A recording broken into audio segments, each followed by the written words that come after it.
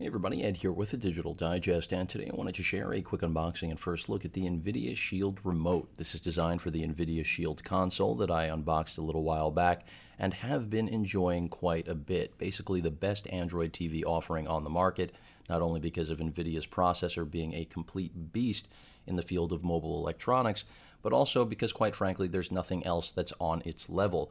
One of the key problems, though, with the SHIELD out of the box is that the controller that's provided, the same one from last year's SHIELD tablet gen, just a little bit of a revamp in terms of its button layout or design, I should say, but pretty much identical, is not ideal for traditional media consumption. Great for playing games, not so great for just enjoying your SHIELD as a home entertainment device. And that's why NVIDIA makes a separate controller, something I wish they included, but alas, they do not. And at $50, it is expensive. But if you are all in on the SHIELD platform, as I am, then this is a must-have in my opinion. Especially, there have been some reports of people having pairing issues, dropouts with the with the controller. So that's where something like this, I think, is even more justified, even if you were okay with using something like a controller as a remote. I personally, again, was not so happy with that experience. I tried initially. All that's included here, as you can see, is the actual controller itself, the remote, and a USB cable. And in terms of what you can do with it, it does have a headphone jack on board for listening to any audio, private listening. It also has a microphone built in, much like the controller that's included out of the box with the SHIELD, so that if you want to use voice search, voice commands, you do have that ability. After all, this is Android TV, again, backed by the most powerful mobile processor on the planet. So it makes sense to have these sort of complements to something that is really just asking for it.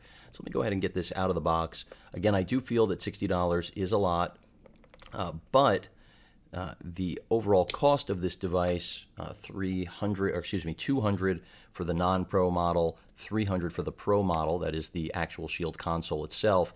If you're going to use it to its full potential, then it's fantastic. If you're looking to upgrade an older TV that might have phenomenal picture quality but doesn't have the brains you wish it had, that's another great instance of where the SHIELD will shine for you, and that's exactly what I think it's designed to do. In my case, I don't have an old TV, but still, even brand new TVs that launched in 2015 that do support Android TV out of the box simply don't have Tegra's processor under the hood, and that already differentiates the SHIELD from all of those things. Let me go ahead and get this thing out of the foam. And it is a combination of plastic and metal, which is a good thing because it does give it a quality feel, something that at this price is absolutely necessary. Again, $50, a lot of money for something like this. You can see we have volume control right here, which is all touch sensitive, as well as the microphone button in order to actually utilize the onboard mic. And then we also have some of the buttons that should look familiar to Android users out there, in order to navigate through the screens on your Android TV experience, as well as a general select button as well. And this also has like a navigational click ring around it so that you can go through menus. But that's pretty much it. Again, fingerprint magnet, at least right now for me, but I am impressed with the build quality. I was expecting all plastic, so I'm glad to see it's not.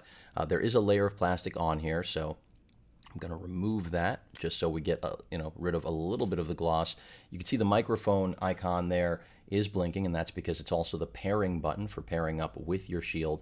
But I'm just glad that the build quality is substantial. I was worried this wasn't going to be too impressive for the $50. Luckily, NVIDIA realized that at that price, they had to make something that was a little bit, well, I would say had a quality feel in hand, not just another piece of plastic that reminded everyone this should have come with the SHIELD TV console out of the box. Let me go ahead and go underneath this, and you can see our quick start guide as well as some other paperwork, support guide, which I'm really not interested in, but we have our micro USB cable right here for charging, because this does have an internal battery. For those of you that are wondering, it is an internal battery. Not sure what the battery life is actually like. Of course, I will update all of you on that once I spend some time with it. And then at the bottom, I forgot to show all of you the actual micro USB port right there, as well as the audio jack for, again, private listening. But that pretty much sums up the Shield TV Remote, or as NVIDIA would just call it, the Shield Remote. And again, happy to have it, because if you own a Shield TV console, you must get this, at least in my opinion, if you actually use it for streaming content, especially if you're all the way in on 4K. This is a must-have, because the controller is just bulky, and it's meant to be used to play games, whether streaming from your PC or Android-based games. This, on the other hand, is designed to enjoy the Shield as an entertainment device of the traditional sense, not a gaming system. So it's all a matter of personal need and preference. I know many of you will probably be perfectly happy with the controller and don't need the remote, but I personally found myself needing it, and that's why you see me now unboxing it so much later after getting the Shield, because I literally decided I could not put up with using the controller anymore. Forget that I already had one from the original Shield tablet. Any questions or comments, please feel free to post them. And of course, as usual, please feel free to subscribe. Later.